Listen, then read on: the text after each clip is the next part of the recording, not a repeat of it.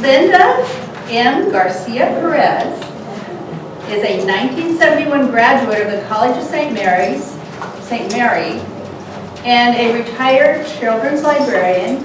She's an artist, instructor, and storyteller of Latino arts and culture. Linda is the Nebraska Arts Council Artists in Schools and Communities roster, Nebraska Story Arts Board, Nebraska Humanities Council Speakers Bureau, City of Omaha Public Art Commissioner, and occasional instructor and docent with the Jocelyn Art Museum. I haven't done that for a while. I was going to be retired. Linda and her husband Jose, who just spoke, have an extensive collection of Mexican folk arts and literature and are co-founders of the Mexican American Historical Society of the Midlands. Please welcome Linda Garcia.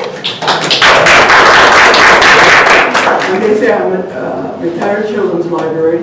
I do have to make one important announcement.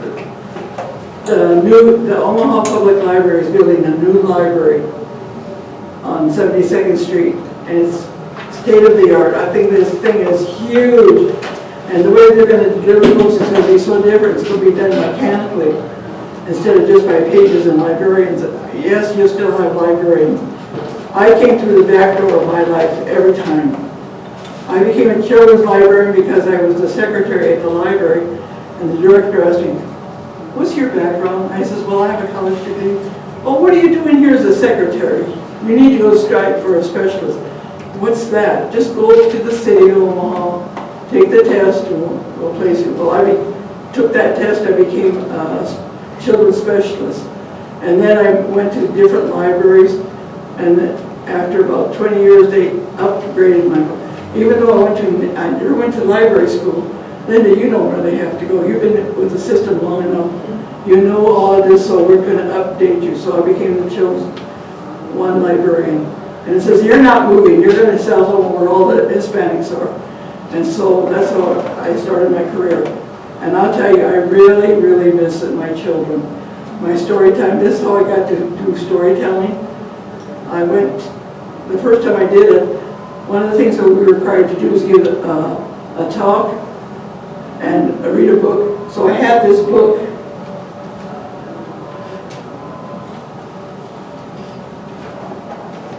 And as a children's librarian, the kids would sit in the floor, and I opened the book and I would read the book like this. And sometimes show pictures. And all the kids would say, "I can't see, I can't see, I can't see." I said, "Oh, this ain't good." They forgot what the story was about. They just wanted to see the pictures. And I said, "So this isn't going to happen." So next time I memorized the story. Not word for word, but, you know, outline. So my second graders came from the Catholic school. Their parents came in because they walked, and the teacher was there. They were the noisiest group I've ever seen. Not the kids, the parents. And I started to tell the story. And there was one little boy in front. He really caught my attention because he was moving like this. He looked at his parents, he looked at the other kids, and he looked at me, and he looked away at his teacher, and he had the troubling look on his face. Every time I read the story, he would go like this, or something. I go, maybe he has to go to the bathroom. I says, after this story, I'll show you where the picture books are, where you are easy to read. And then you can ask me some questions. So I pointed where the restrooms were and everything.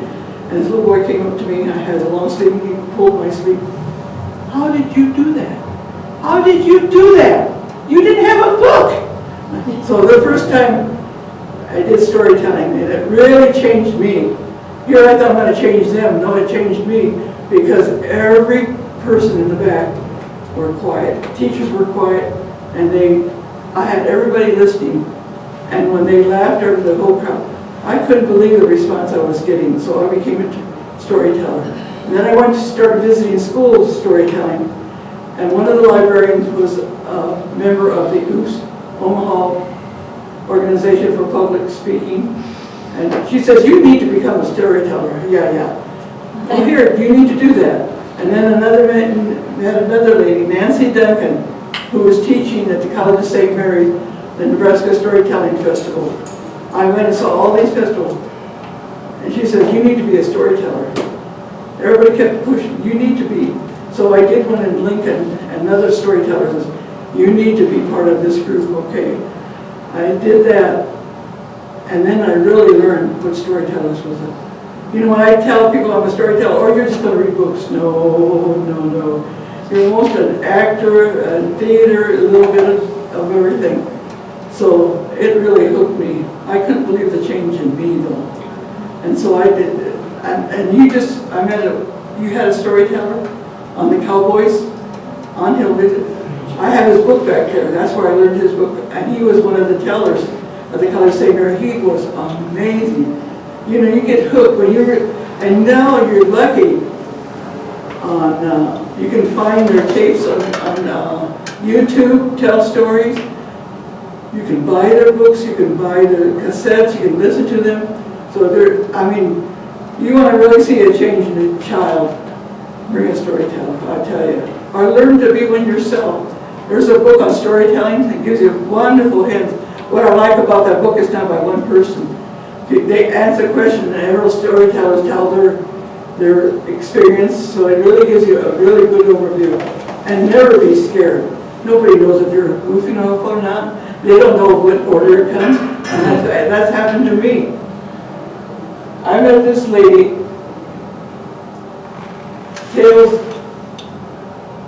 she's a really good, there's two storytellers, Alma, Flora, Ada, and I'll put that book up later, and I'll tell one of the stories from there.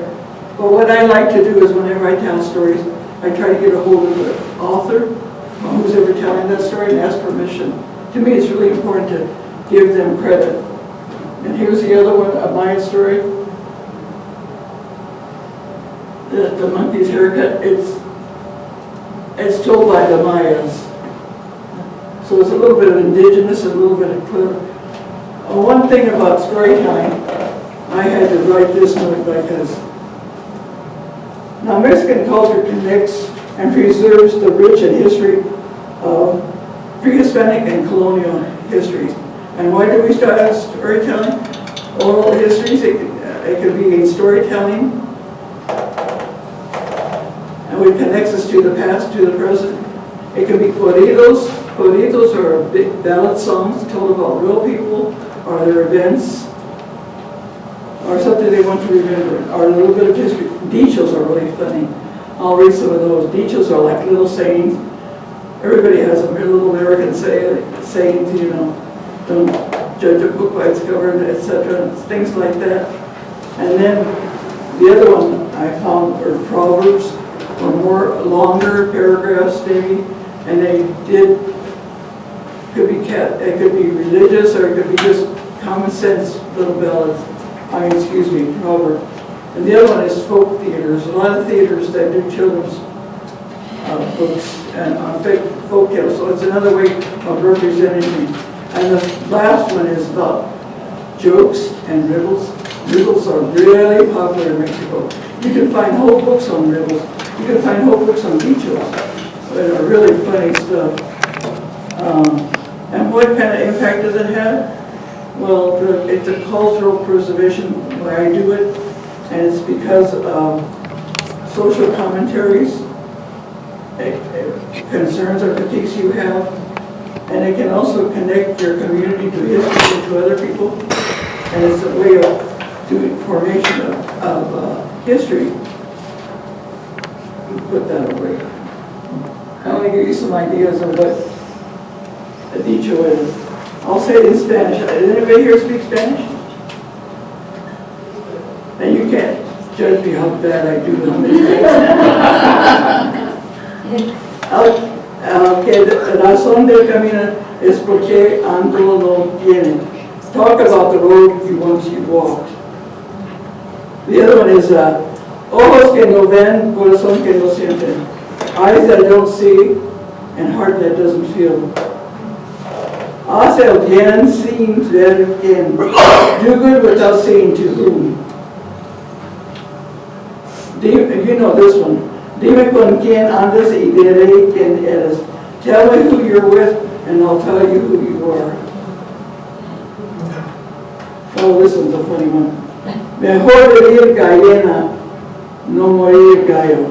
Better a chicken who lives than a rooster who dies. We'll skip that one. Más sabe el diablo por viejo porque es por diablo. The devil knows a lot, not because he's the devil, because he's old. How does that work out?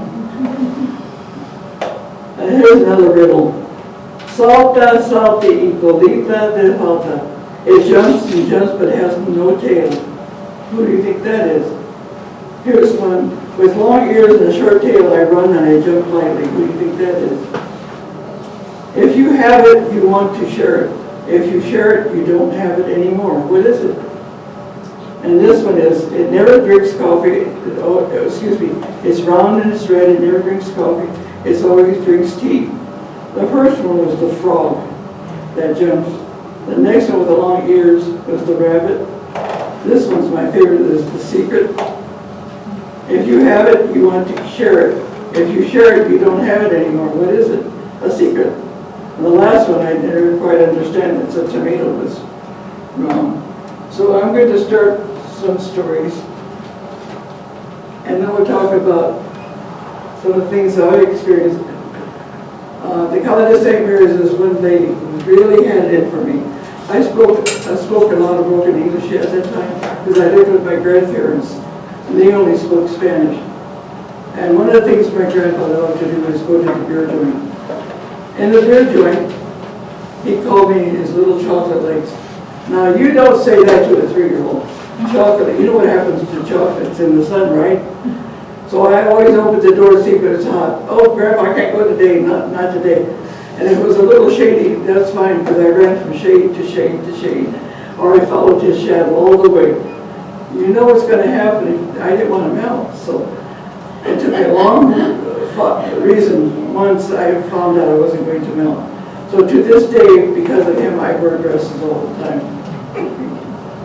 My legs aren't as chocolate as they used to be, are they? And so, and the College of St. Mary's, like I said, this woman was after me. She took, I think she really loved it when she embarrassed me and corrected me right in front of everybody all the time. Well, that's not the way you say it, Linda. Well, thank you. Oh, Linda, by the way, what do you want to be called? You want to be called a Chicana? You want to be called a Latina? You want to be called a Mexican American? What do you want to be called? And I had the funniest look on my face, and I go, oh, you know what? I know the exact thing you can call me. Call me Linda. And that's what we do a lot of times, don't we? We just ask the person's name, that makes more sense. And I love the word linda because it's, the I's in Spanish have a long E sound, so it's linda, which means beautiful. I have to question that sometimes, but then, now what I love to do gardens. How many people have gardens that they do? Flower gardens, vegetable gardens, no matter what you do. I don't know, it just does something to you. I lost my dad when I was real young. My mom remarried, and when they remarried, my stepdad got a job as a cattle rancher. And he was working for Foxley, and Foxley said, would you come into this farm and I'll give you the house and some pay, but would you watch my cattle for me? So we went to this first time out of the city. I mean, I grew up in Omaha. So this was really new to me. We could run all over. In fact, I could run naked if I wanted to, and I did sometimes. And no neighbors around. And it was really fun. And on the farm, we got these known as the farm kids all the time. And my cousins would come and friends would come. Everybody would bring food. Trouble is on Sunday night, when they would come, the kids would all hide. They couldn't find them, so some of the kids stayed to 1 or 2 or more days until their parents came. They missed school, but we were very popular. Very popular. We had all kinds of fruits, all kinds of vegetables we grew, all kinds of animals, pigs and ducks and chickens and dogs. And my stepfather retired. He was a cattleman, they gave him the horse and the saddle.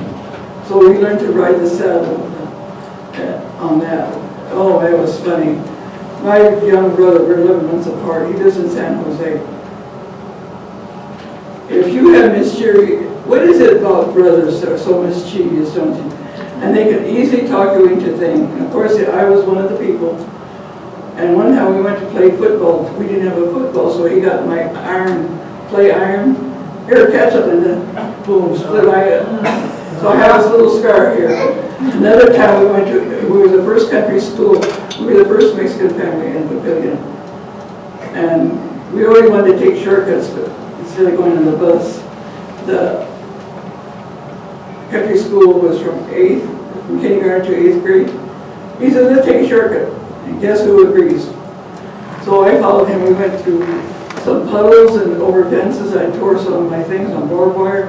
Time we got to the school, my hair, I had these long braids. They were all over the place. And the teacher said, you can't come like that. You're going to have to go home and change. So we went all the way home and all the way back again. I was happy I didn't have to be there in the morning. And then one time, the teacher asked us, what did you have for breakfast? She started with the 8th graders, 7th graders, and then she came to us. And then she came to me. What did you have for breakfast? What? What did you eat this morning? Oh, yo tenía avena, manzana, jugo, y pan. She goes, what? I repeated, avena, leche, manzana, y jugo. He goes, geez, I'm sorry, honey, I don't understand you. And I went like this. Oh no! I tore out of that room. I went all the way home. And the time I got home, I was crying all the way on a dirt road. My tears were like this. But the time my mother saw me, they were like little mud puddles right here. She said, what happened to you? Why are you here? Oh, Mom, I'm really in trouble. You won't believe this. I thought she was smart. What? The teacher. I got a real dumb teacher. She didn't understand anything I said. Well, what did you say? What did she ask her? I said, what she wanted to know when we ate this morning. So I told her avena, manzana, jugo, y pan. She goes, oh. So she opened up the cupboard and got this little round box. In there in the face was like a pilgrim with a black hat. And it said, rolling oats. She says, that's oatmeal. And then she took out the carton, and this is leche milk. And she took an apple, and she says, this is manzana, this is an apple. I says, all right, I'm going to get smarter than the teacher. So the next morning I took that apple. I ran all as fast as I could to the school, didn't even wait for my brother. And I saw the teacher opening some papers and everything. And I took that apple and I go, here, this is an apple, this is what I had for breakfast. And I was so proud of myself. The trouble is I got kind of a big head about that. And I thought and bragged to her, I'm smarter than the teacher. And that was the end of my career till 5th grade. So we got bused. That school closed. They bused us to the first time. I was always late for that bus. I was always the last one. Oh, here comes Linda. And I never could figure out that schedule. Anyhow, when I walked in kindergarten that year, 2 boys came, a red-headed and a blonde-headed with freckles. And my next-door neighbors have to be my playmates. They had red-heads and blonde-head and freckles. Oh, I love those freckles. I wanted to be just like that. I wanted to be normal, just like the other kids had freckles. And you know, if you wish for something, it does come true. I wished and wished so much that now I got brown spots right here. They're called 18 spots. They're called 18 spots now. So I'm proud of those, you know. Mine is just a little bit bigger. Now, because of the garden, I hear tell, this was told to me a long time ago, there was a woman who had a garden. She had a daughter she loved, she had a husband she took care of, but most of all she had this joy in her cottage, but she really loved her garden. And the neighbors knew what kind of crops she had. She had these big squashes and sweet corn and delicate lettuce and delicious peas. Oh my goodness. And they loved her cooking, so this one day she's going to make a meal to invite her neighbors. So she sends out her daughter to go get some more vegetables. So the daughter goes out, and she stopped in the tractor because she saw something moving. And she looked at, well, what's he doing? He's eating our vegetables. And she got so mad, she went in there, hey, you need to get out of here. This is our garden. Oh, and this is my mother's garden. We worked hard on this. And the goat just turned around and gave her a nasty look and tilted his head a little bit. Didn't know which way he was going to go. He says, oh, shut up. Don't you know I like daughters and I love daughters so much that I have them for dessert. And the girl was so appalled and she ran back and told her mother, what? What did you do? She said, well, I'll take care of this. So she grabbed the basket. I'll get the vegetables myself. So she went and started running and saw him. She was prepared for him. Hey, you get away. And she's swinging that basket around. Get out of here. Oh, I'm the goat from the hills and the mountains. And I love to eat daughters and their mothers for dessert. And she was so angry, and she had tears in her eyes. How mean, how rude, she'd never been talked to that way. So she goes home, tells her husband, my mouth gets so dry, excuse me.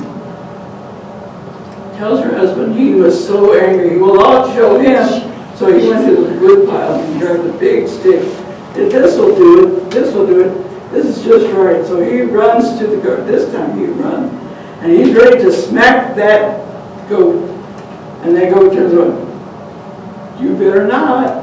I'm the goat from the hill and the mountains. And he goes, no, you need to get out of there. This is our garden.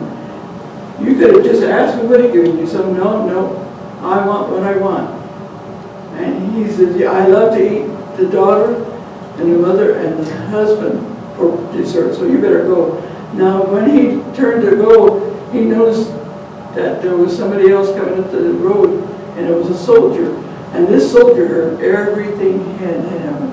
He said, don't worry, said John, I will help you. So he went up to the goat, took out his sword, and he flashed it like this to make sure that the goat saw it. It didn't make any difference, did it? No, he turned around, what do you want? He says, you get away from these people. They work so hard. You need to go where you came from. And the goat said, ha, ha, ha. I love to eat the daughter and the mother and the father and the soldier with the sword for dessert. Oh, that, nobody ever talked to him so rude. So he stopped his food and he started hollering, you better get out of here. And then he became quiet. And then the mother noticed along the post, about this side, she saw a little ant, and the little ant said, oh, you know what, I can help you, I could do it. And the soldier got so mad, what, you would do anything like us? You think you can succeed where we failed? No. And the little ant says, oh, I could, but since yours has been so rude, I was going to do it for free, now I got to charge you. And the wife says, oh, what would you like in return? He says, well, I would like some wheat. She said, I'll give you 2 bags. He goes, no. 2 bags? No, I can't carry all that. It won't fit in my basket that I have. Okay, then 1. He goes, nope. It's still too much. Okay, then half bag. It's still too much. I can't take that and carry that all the way up by the hill for me and my mom. Nope, can't do that. Okay, he says, what I'll have is 2 wheat pieces. Okay, we'll agree to that. So they let him go, and he went down the pole, and they went all the way down where the goat was at, and he climbed up the back of his legs and hunted his back, went by his ear, and he took a great big bite. And that, you never heard such a loud noise and screaming. And he says, oh, what the heck was that? And he took off, but he turned around and he said, you guys want to taste it good anyhow. So he went up the hill and he disappeared. Nobody knows what happened to him.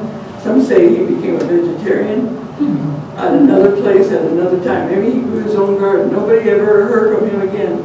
So they were happy. So but what was wonderful is that when the aunt was paid two pieces of wheat, he said, I still can't carry it all the way up there, it's still too heavy.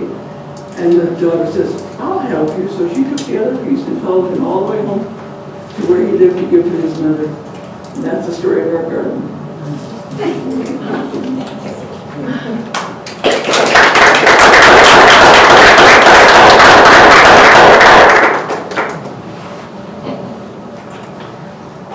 I think I would be used to this. My mouth gets so dry. You're not used to our dry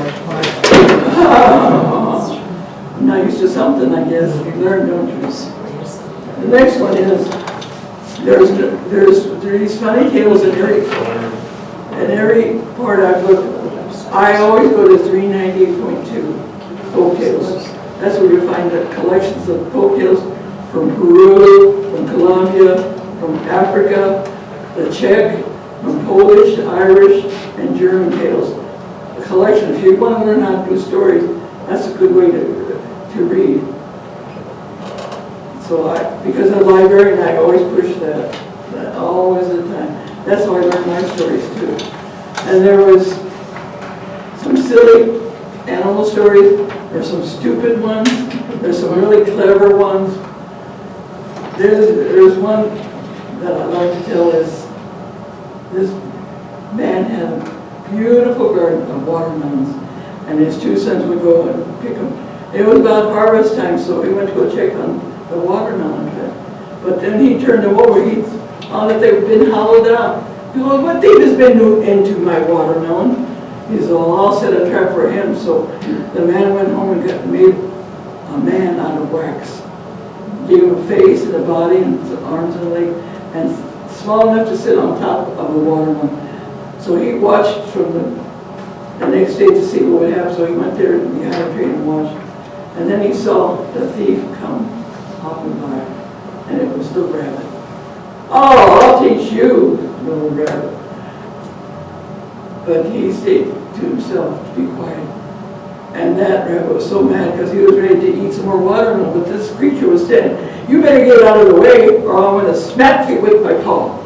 So he got up to him, and that man didn't say anything. He said, okay, I warned you. So he took his paw and he went, whoosh, and it stuck. Oh, oh, oh. Now let me go, you better let me go or I'll hit you with my foot. So he took that foot and he went, and that stuck, and now he just rolled off the watermelon with the man. And the farmer started laughing and laughing. So it was you! So he grabs that rabbit. You're coming home with me. So he put him in a cage. He said, well, I'll take care of you. So he left the rabbit there, and the man goes inside with his sons. He says, here, take this poker to his son, put it in the fire.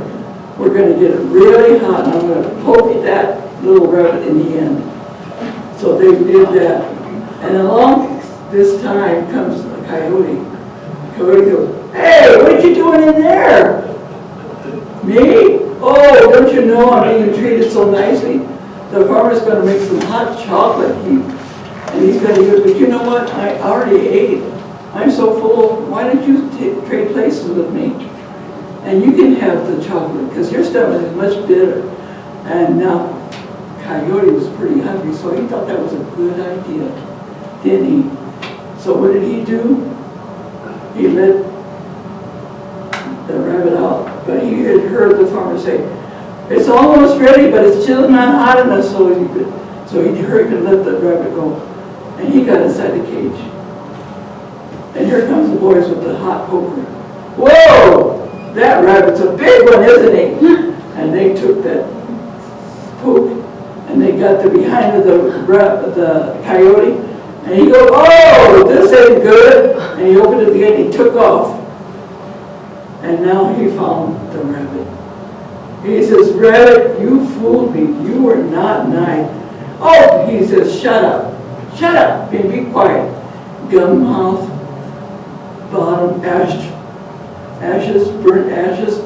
He was making fun of Coyote. Coyote says, no, I'm hungry.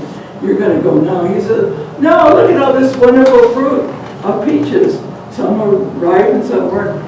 He says, open up your mouth, I'll share it with you. I can climb up this tree real easy. Hey, oh, my coyote's really hungry. He's okay. So he stood there, opened up his mouth, and Rabbit got this ripe peach, and a green one. It was still not quite, but it was really hard. So he took the green one, and he wound it around his arm, and he threw it as hard as he could at the coyote's mouth. And it broke all his teeth. Oh, was he in pain. He said, I'm going to get you, I'm going to get you. You just wait. And here goes Rabbit also. And pretty soon the coyote's looking for him. There you were. No lot of talking more. I'm just going to eat you up. What do you mean you're going to eat you? Can't you see what's down there? And he looked, there was a well, and it was yellow. He said, that's a big cheese, but I can't get it up. I've been drinking and drinking, but my stomach is too small. I'm getting so full. He said, why don't you can have it. You can have it all if you do it. Now, coyote is really, really hungry. Okay, I'll do it. And the coyote says, if I get it, I'm not sharing with him. You watch and see. So he started drinking the water, and that cheese didn't seem to get any closer. He kept drinking and drinking, and then he drank so much, they say that sometimes his stomach exploded. Others say he just ran away. And nobody really knows. He never came around again. That yellow thing was, don't you know well? It was the reflection of the moon.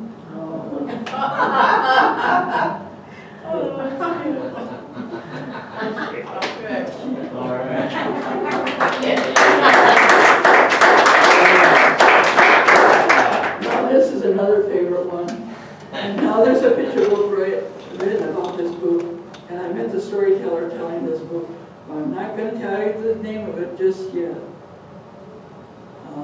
Because I'll give it away. And I'm not going to give it away. I'm going to make it easy on you. No way. I'm just like the teacher. Don't you remember parents telling you?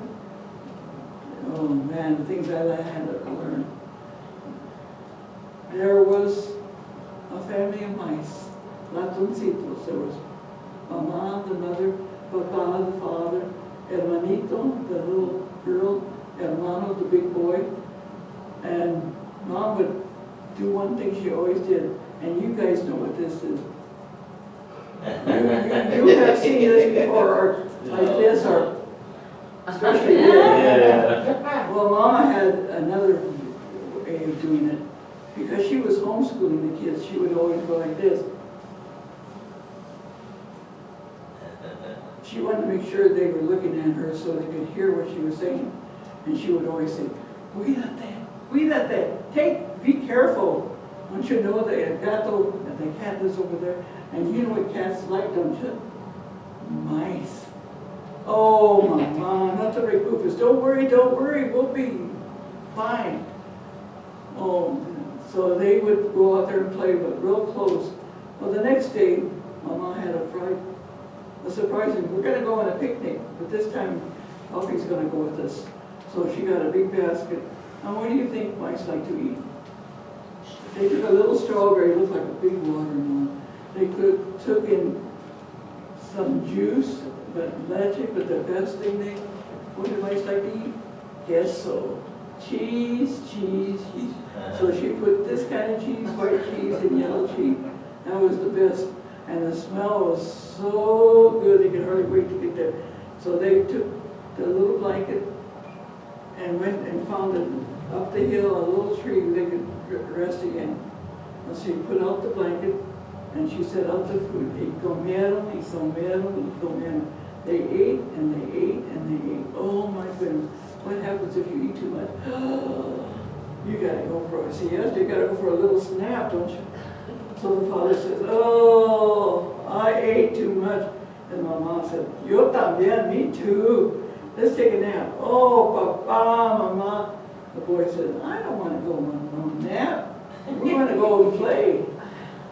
And the sister always got with her brother saying, yo también, I don't want to nap. I want to go play with my brother. Okay, Mama. And she got up and she goes, cuídate. Oh, mamá, cuídate porque hay un gato. Because there's a cat. Oh, mamá, don't te preocupes, don't you worry. We'll be careful. Now, if you're a little mouse, you don't have to go very far when you run to stuff, do you? The grass was so like big trees and they would go like this. And the girl would follow. Everything he did, she did. If he jumped, she jumped. If he fell, she fell. And they came close and they bumped into something wood they hadn't seen before. It was this big white thing, and it was a stick here, and a stick there, and a stick there. They couldn't get through it because it was so close together. So they were plump little mice. And so the brother heard this sound. And the boy goes, oh, I wonder if it's Gato. I wonder if it's the cat. And now you know about boys, don't you? They know how to tease, don't they? They're really good at teasing. So he got up, stuck his arm in the fence. He goes, oh, they got the flaco. Hello, skinny cat. And he would go, can't do it as good like I used to. If you could do a raspberry, you know how to do raspberries? Put it like that. Oh, that was the worst sound that cat had ever heard. And he opened up his eyes and he picked up his head. And what did he see? 2 little mice. And he goes, oh, it's almost lunchtime. I could use a little snack before that. So he decided to run all the way back. And he ran as fast as he could to jump over the fence. But he didn't make it. He got caught. And he could barely bend. And the little boy started laughing. And the little girl started laughing. Oh, they got the flaco. Oh, they got the flaco. Oh, that really got to the cat. They ain't gonna get away with this. So he ran back even further, and he started running as fast, and he was now on top of the fence where he could just fall, and the little boy looked, oh, I got those, and he took his sister, and they ran all the way home. And they got to where the dad was at. Papá, ahí viene ese gato. Y vamos a... And the brother and the father goes, ¿qué? What? Papi, ahí viene un gato y vamos a... Oh, no te preocupes, don't you worry. I'm going to get up and swing that cat and I'll give him a pow and a pow and a pow. You watch. Oh, father was so brave, wasn't he? So they watched, and the father stood up and he's swinging around. He's getting ready to get his little paws ready. And then he sees the cat. He sees this black thing coming. He sees it, and he goes, oh, I got them. And then he sees its eyes. Oh, I got them. And then he sees his sharp claws. And he sees those sharp teeth and goes, oh, I got them. And he runs and he hides behind the mother. And she, of course, she's like this. And then but you know mothers, you know about mothers, they can do more than one thing at a time, can't they? So she said, this is what I'll do. So she stood up, and she's swinging her arms and going like this. And she's pulling her ears and her hair up to make sure they go up. And she's going like this. And she goes, ah! And the mouse heard that, and they ran. And the cat heard it and go, what was that? And he looked around, he didn't see anybody that matched that sound. And she kept going like this, and swinging back and forth, and she went, oh! And that was even louder than the first one. That cat wasn't going away for who came along. So he turned around and ran back home.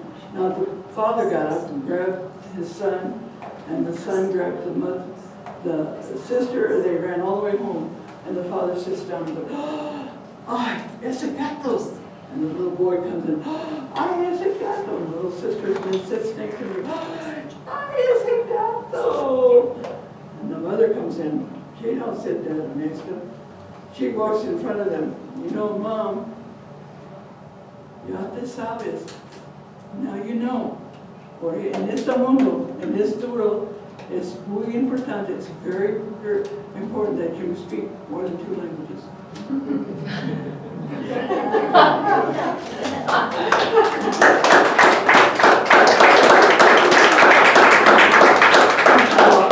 English learners love that one, the Spanish teachers love that.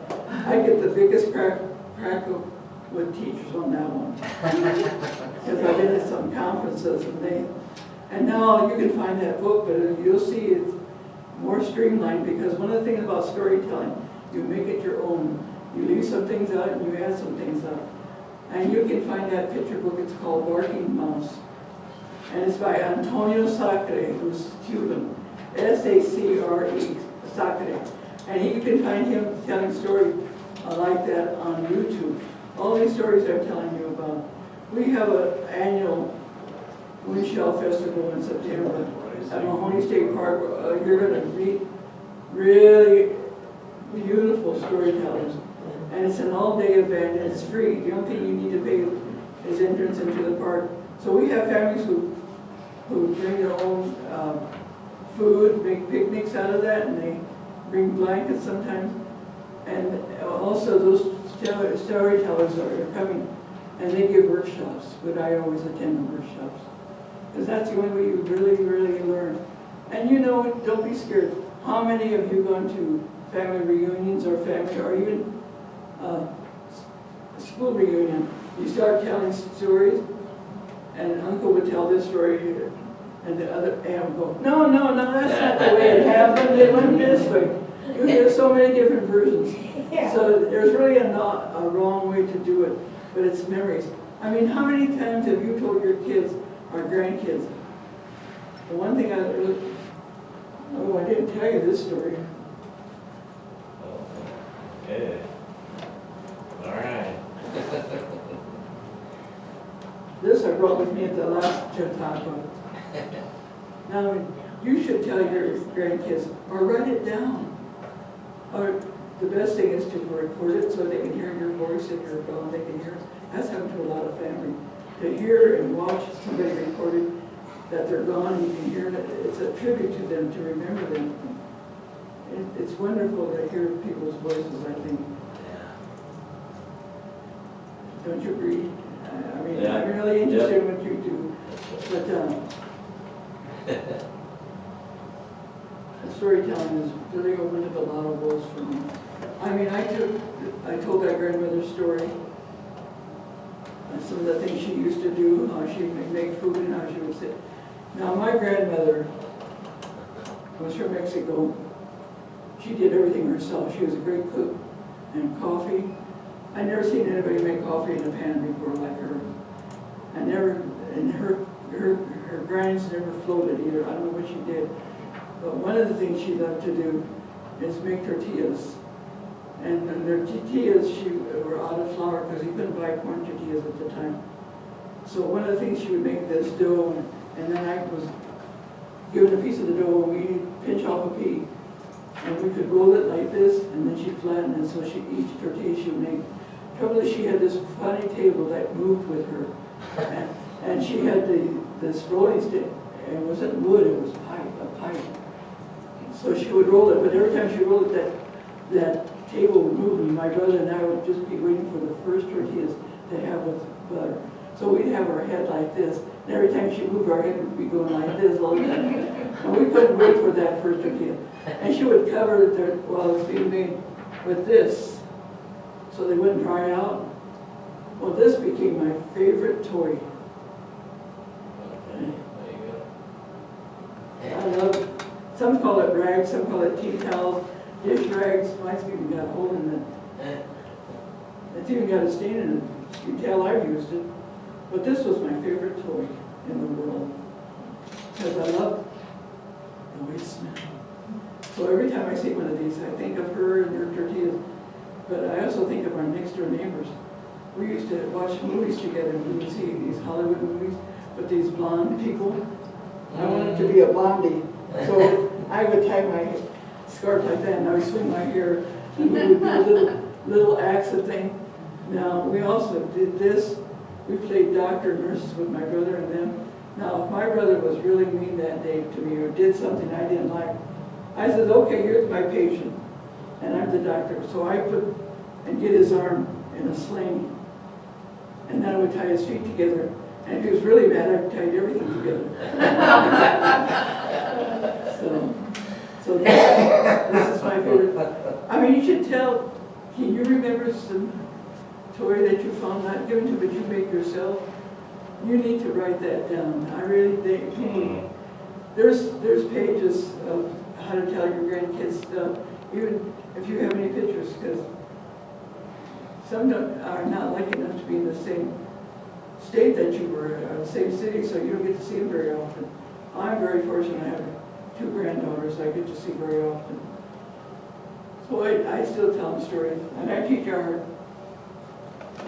Since I'm an artist, I've done some murals. You'll see a little scrapbook, 2 little books there of some of my artwork. I do a lot of Mexican crafts.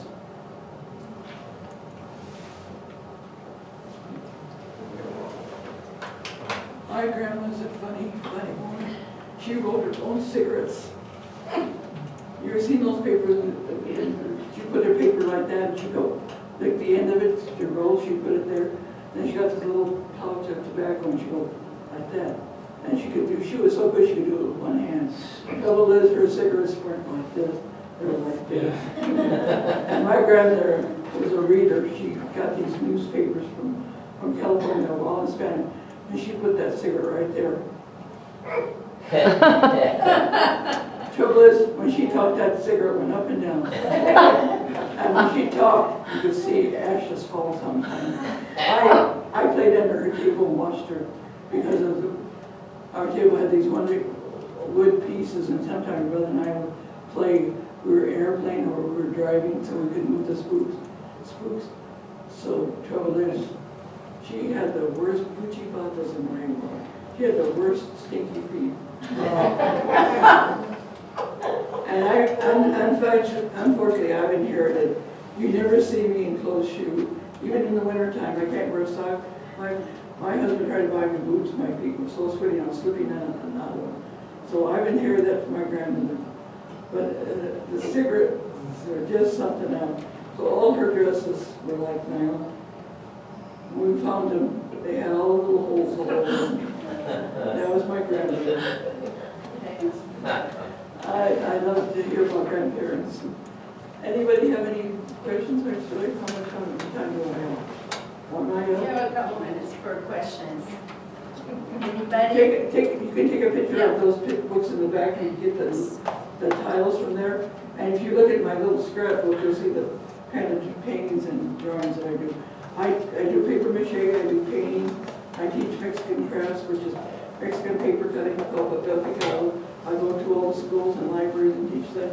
I teach in metal embossing, which is loom and whatever, how do I teach that? So I'm part of the Nebraska Arts Council Artist in Residence, and I'm listed there. And of course, my favorite, Nebraska Humanities. Yay! Let's thank Linda and take a minute to look at her artwork. The one thing I would like to ask you is how you come from different languages. How do you say hello in your language? Anybody speak Italian or Polish or anything? Or do you have to say hi, welcome, I would say bienvenidos. Welcome, bienvenidos. If you have a grandparent that speaks that language, ask them what it was, or find out what it was. Because that's really important, I think, to me. I'm fascinated with languages, by the way. When I was college at St. Mary's, I go treat myself to a store that would have records, and the record sales would be in this big round wire bin. And I picked these records for maybe $1. Trouble is, none of them were in English. There were French ones, and Japanese, and Portuguese, whatever it was, I bought them. And I would listen to it because I could hear the instrument, but I wanted to know what it sounded like, the words sounded like. Not everybody speaks Spanish in Mexico, and not every Mexican has brown skin and black hair. My girlfriend were Mexican, but they had green eyes and red hair. And they're very white. My grandmother was always mistaken for Italian, by the way. She was so light-skinned. I'm the only dark one in my family. When my mom remarried, all my sisters are, half-sister and brothers are very light complected. They also look Italian. So how many of you have gardens, you said? What kind of gardens? You still have them? Flowers mostly. Flowers and vegetables, both herbs. What's your favorite vegetable? Do you have one? Zucchini, maybe. Oh. Oh, Hey. yeah. I love tomato. My sister's nickname was Tomate, tomatoes, little tomatoes. She had this idea when we had the garden, she would put on something that had pockets. They had to have pockets. So she got a salt shaker in this hand and a salt, and she put it in her pockets. She'd go out to the garden, find her place, a big tomato. She would sit right then and there and eat tomatoes. So her nickname was Tomate, little tomato. Thank you all for coming. Thank you. Don't forget to your little QR code to. That is money for the humanities, by the way. When you do that, it's so important. So do your homework. Yeah, that's. Thank you. Give Linda